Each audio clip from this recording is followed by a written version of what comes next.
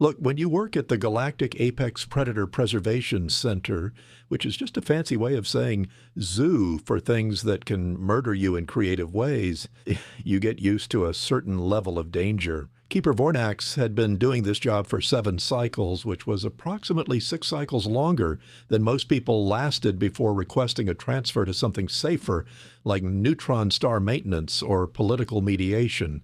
Vornax was having what he considered a decent day. Nobody had died yet. The Wrathkul had only tried to dissolve one intern through the energy barrier, and the lawsuit paperwork was minimal. He was just starting to think he might actually make it to retirement when he saw the human.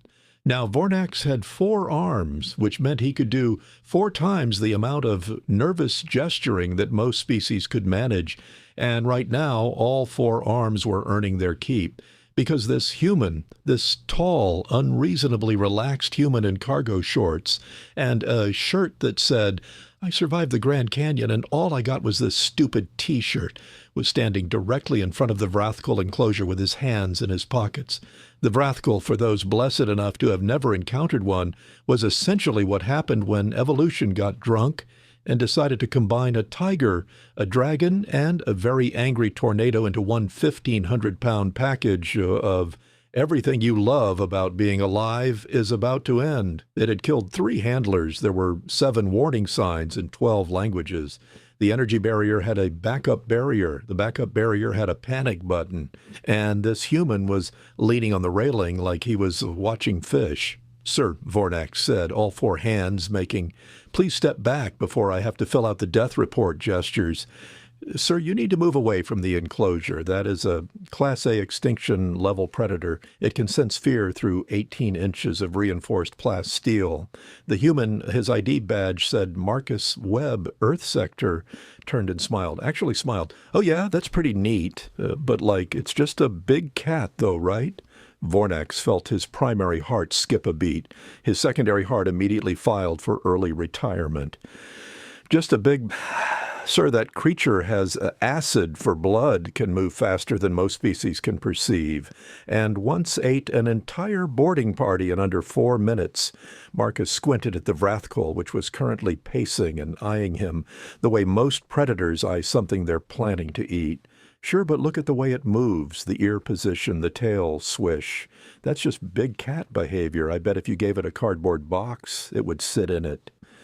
Vornax checked his translator implant. Surely it was malfunctioning. Surely this human had not just suggested giving a cardboard box to something that was currently banned from 17 star systems. "Sir, please, I'm begging you." "Does it purr?" Marcus asked, genuinely curious. And that was when Vornax realized he was going to need so much therapy. Vornax made a sound that his species typically reserved for moments of existential crisis, which, to be fair, this absolutely was. Does it purr? "Sir, it doesn't purr. It emits a subsonic frequency that liquefies internal organs. So like a really aggressive purr," Marcus said, nodding like this made perfect sense. "Yeah, cats do that when they're overstimulated. You just got to read the body language." 3 of Vornax's 4 eyes twitched. "Sir, where exactly are you from that you think this is normal behavior?" "Earth, specifically Florida, but I don't think that matters." "It absolutely matters," Vornax muttered, making a mental note to add Earth to his list of places to never visit, right below the burning hells of Krator and directly above any planet with the word death in its name. Marcus, completely oblivious to Vornax's rapidly deteriorating mental state, continued his lecture. "See, on Earth, we got these things called tigers. Big cats, super dangerous, will absolutely eat you if given the chance.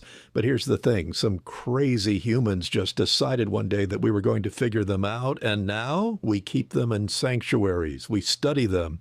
Some idiots even try to keep them as pets, which is illegal and stupid, but it happens." "That's insane," Vornax said flatly. "Oh, that's not even the good part," Marcus said, warming to his topic. A small crowd of aliens had started gathering, drawn by the spectacle of a human standing that close to the Wrathkul without immediately dying. We've got bears. You know what a bear is? Imagine something that weighs 800 pounds, can run 30 miles per hour, and will tear apart your vehicle to get to a sandwich. And you know what humans do when we see them? We take pictures. We name them. There's this whole thing where park rangers have to tell tourists to stop trying to put their kids on bears for photo opportunities. Vornax's translator made a small whimpering sound. He felt a deep kinship with it. And don't even get me started on Australia, Marcus continued. We've got spiders that can kill you, snakes that can kill you, jellyfish that can kill you, octopuses that can kill you, even a snail that can kill you. You know what Australians do? They just live there. They wear shoes indoors and call it a day. There's this tiny blue-ringed octopus, adorable little thing, carries enough venom to kill 26 adult humans in minutes. People find them in tide pools and go, oh, cute, and just remind their kids not to touch. A Zeltharian in the crowd fainted. 2 security officers nearby began backing away slowly. And sharks? Marcus was on a roll now, gesturing enthusiastically. Apex predators of the ocean, literally existed before trees, perfect killing machines. And humans? We dove into the water with them. We studied them. We learned that most of them don't even want to eat us. We're too bony. Now we have people who voluntarily swim with great whites for fun, Vornax. Please stop talking, Vornax whispered. Oh, and we domesticated wolves. Wolves? You know, the things that hunt in packs and can take down prey twice their size. We looked at those and said, yeah, let's make those into pets. And now we've got chihuahuas, which honestly are more aggressive than the original wolves. But that's beside the point. Marcus turned back to the Vrathkul, which had stopped pacing and was now staring at him with what Vornax could only describe as profound confusion. Nothing had ever not been afraid of it before. The creature's brain was clearly struggling with this new data. So yeah, Marcus concluded, this is just a big cat, dangerous big cat, sure. But I bet you approach it with the right energy, calm vibes. Show it you're not prey, and it'll probably just want its space respected. That's basically all cats want, that and food. Does it like food? What do you feed it? The previous keeper, Vornax said weakly. Marcus paused.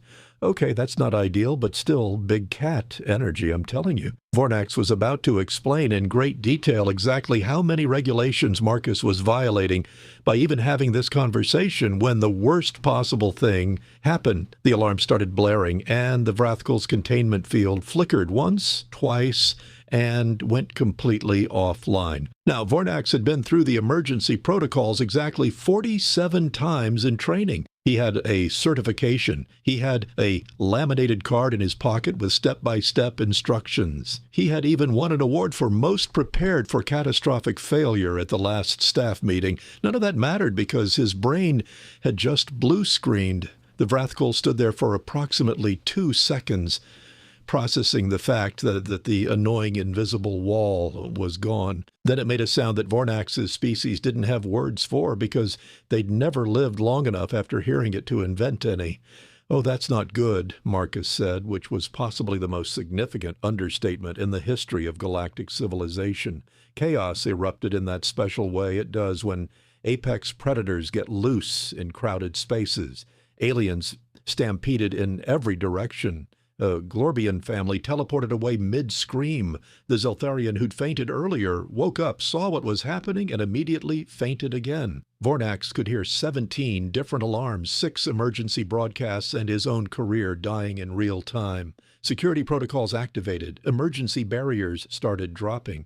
Automated turrets popped out of the ceiling, tracked the Vrathkul for a moment, then made a sad beeping sound that essentially translated to, yeah, we're not stopping that thing, and retreated back into their housings. The Vrathkul leaped over the railing with the kind of grace that something that large had no business possessing. It landed in the main concourse, scattering tourists like bowling pins.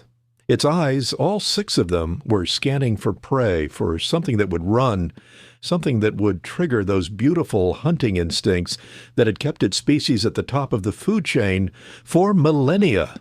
Vornax was already mentally composing his resignation letter.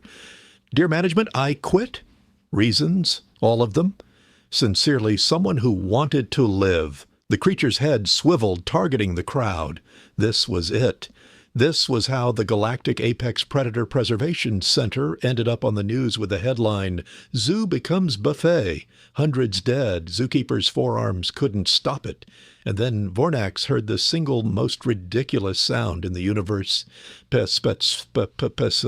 He turned, all four arms hanging limply at his sides, to see Marcus making that weird clicking, hissing noise that absolutely should not work on a creature that had acid for blood and violence for hobbies.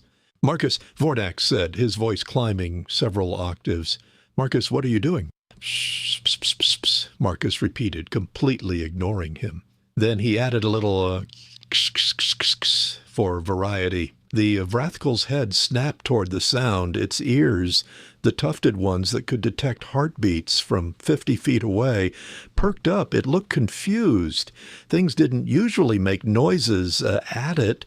Things usually made noises like, oh God, we're all going to die," while running away. "Marcus, I am begging you, as someone who would very much like to continue existing, please stop whatever you're doing and run." Marcus, demonstrating either supreme confidence or a complete inability to process danger, did not run.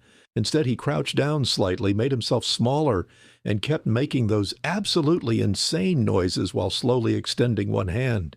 "Yeah, you're just a big baby, aren't you?" Marcus said, in that voice humans apparently use for things that could kill them.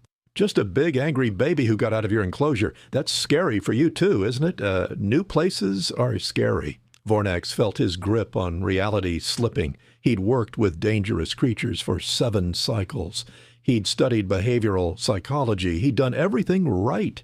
And here was this human in cargo shorts treating a Class A extinction-level predator like it was a lost kitten. The Vrathkal took one step toward Marcus, then another. Its tail was still swishing, but the pattern had changed. Vornax recognized it from his training. That wasn't hunt mode anymore. That was curiosity, and Vornax realized with absolute horror that this might actually work. Vornax had always wondered what his breaking point would be. Turned out it was watching a human approach 1,500 pounds of concentrated murder with all the caution of someone coaxing a house cat out from under a bed. "Okay, big guy," Marcus said, his voice steady and low. He was moving in slow motion, each step deliberate, his body language completely relaxed. "I know you're confused. New smells, lots of noise, everyone's screaming. That's stressful, right? Makes you want to bite something. Totally natural." The Vrathkal tilted its massive head. One ear swiveled forward, the other back.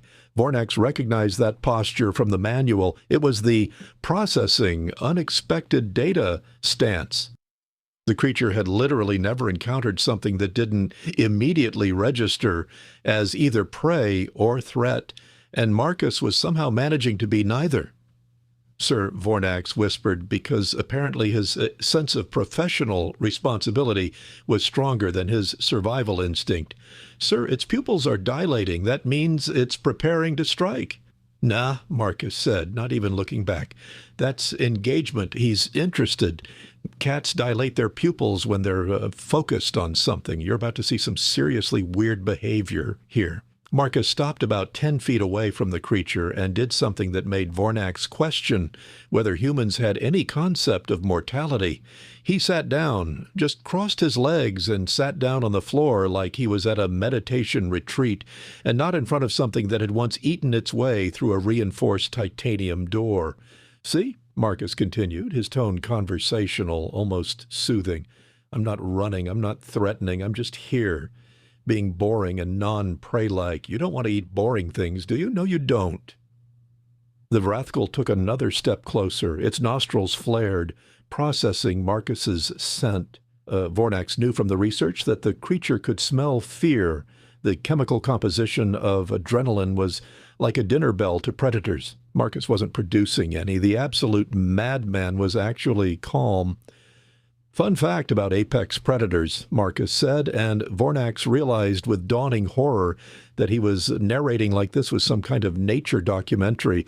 They're used to everything being afraid of them. Their whole hunting strategy depends on triggering flight responses.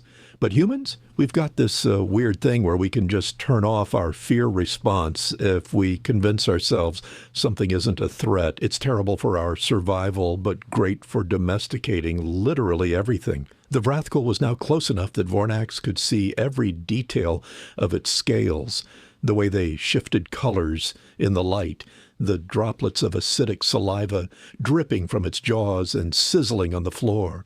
Marcus was close enough to be lunch, dinner, and a midnight snack, and then the creature did something that Vornax would later have to explain to his supervisor's supervisor, and eventually a council of very confused xenobiologists. It sat down, just plopped its rear end on the ground like a dog that had been told to stay.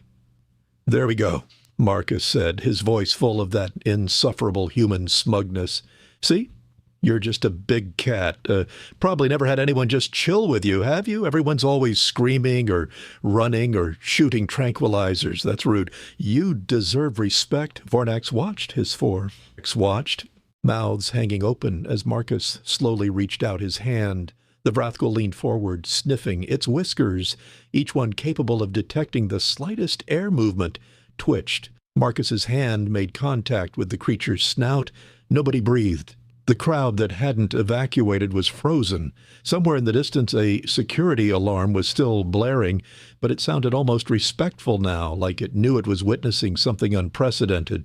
"Good kitty," Marcus said, and started scratching behind the creature's ear equivalent. The Vrathkul's eyes half closed. Its massive tail, which had been swishing aggressively, slowed to a gentle wave.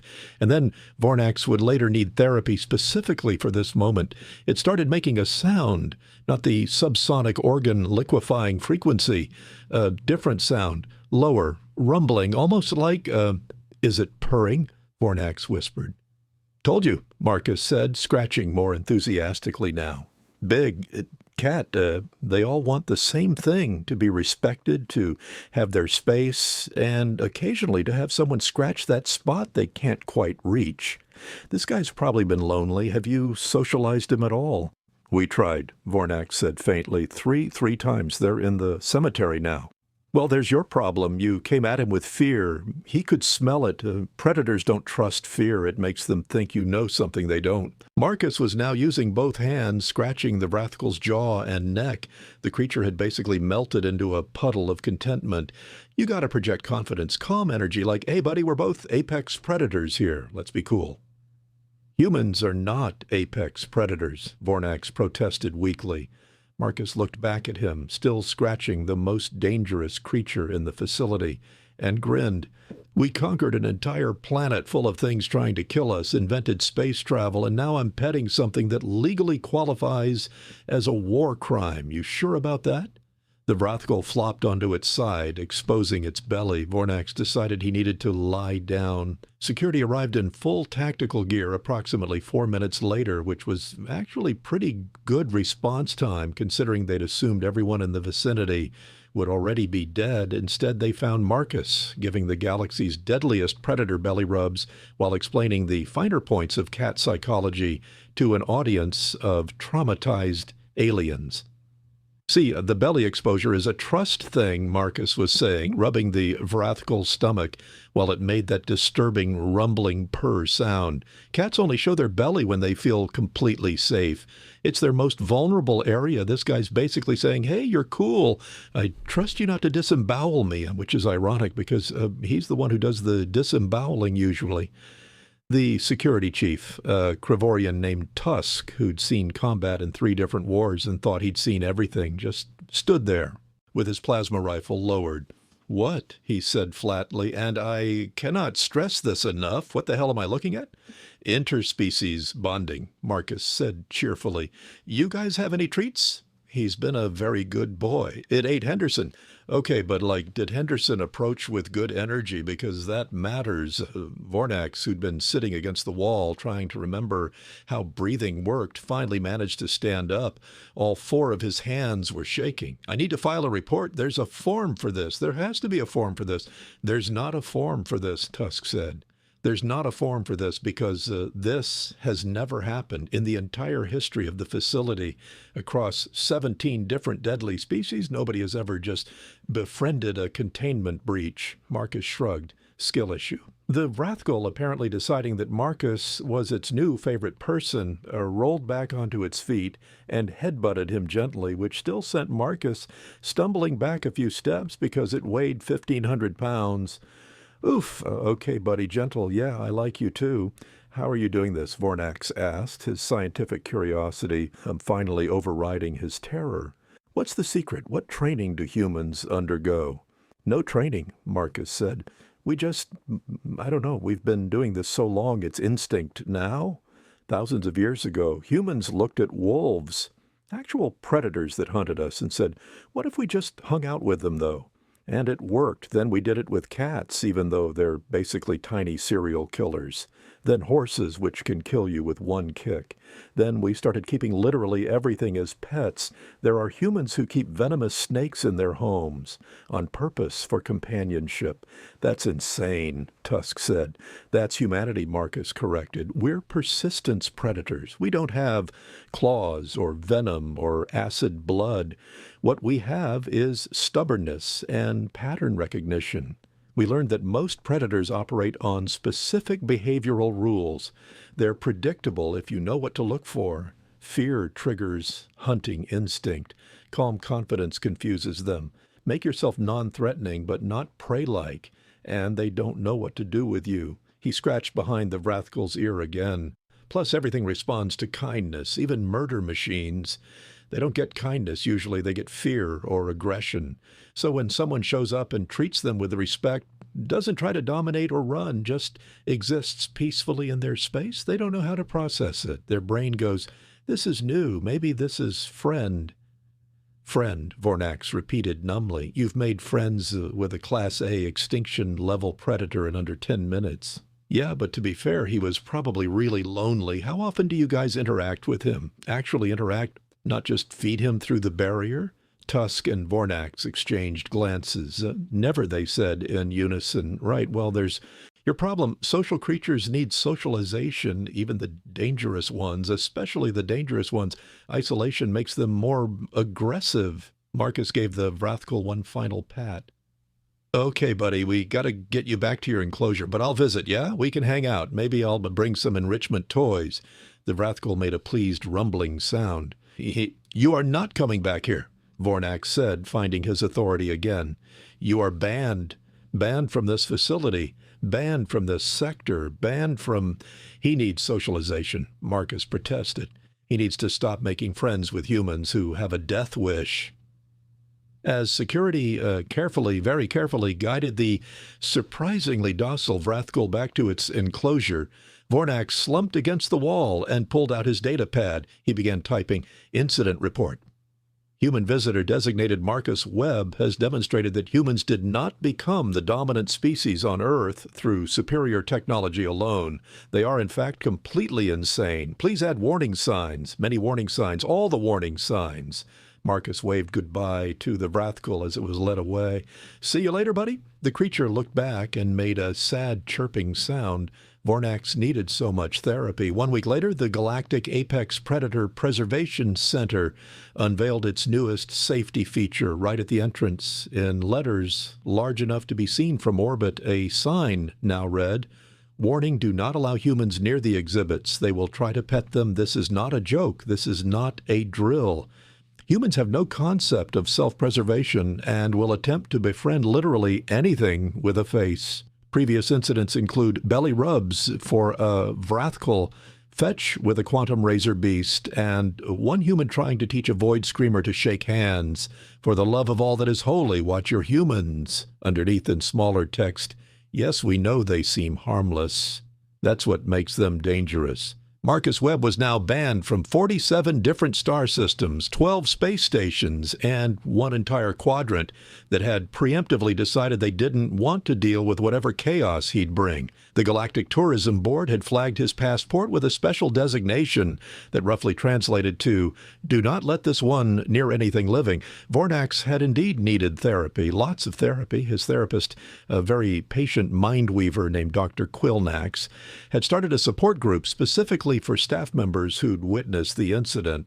They met on Thursdays. Attendance was mandatory. The Vrathkul, unfortunately, had become depressed.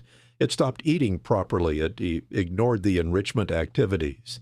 It just sat by the front of its enclosure, staring at the spot where Marcus had sat, occasionally making that sad chirping sound. The facility's animal psychologist diagnosed it with separation anxiety and recommended either long-term behavioral therapy or allowing supervised visits from Marcus.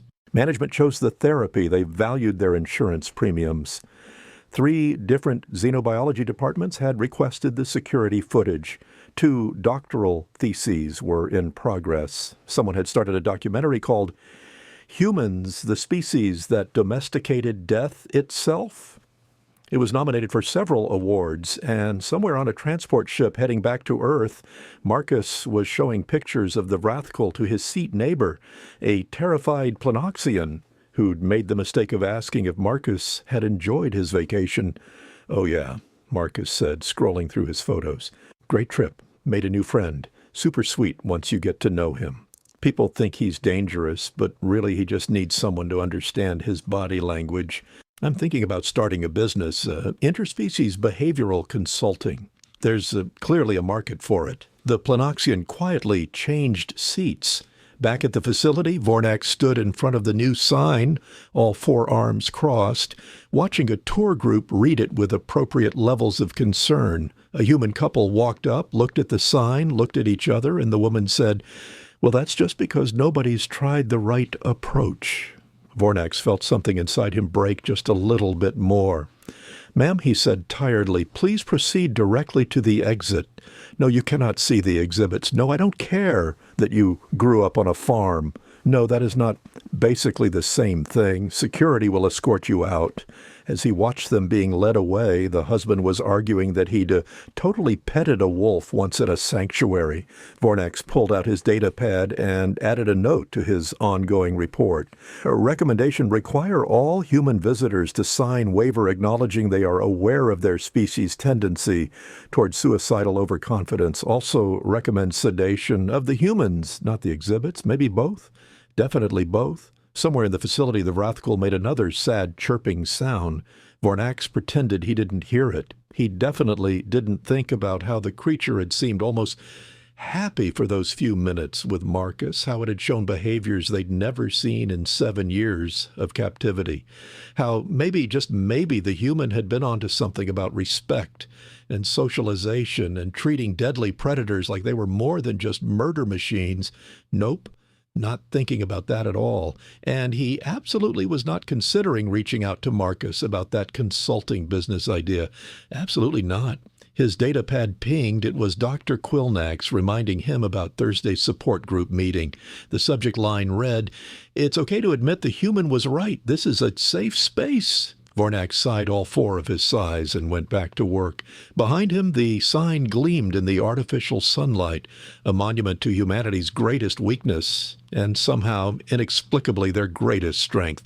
They simply refused to accept that anything in the universe was scarier than they were, determined to befriend it. And honestly, the galaxy was still trying to figure out if that was inspiring or absolutely terrifying. Probably both, definitely both.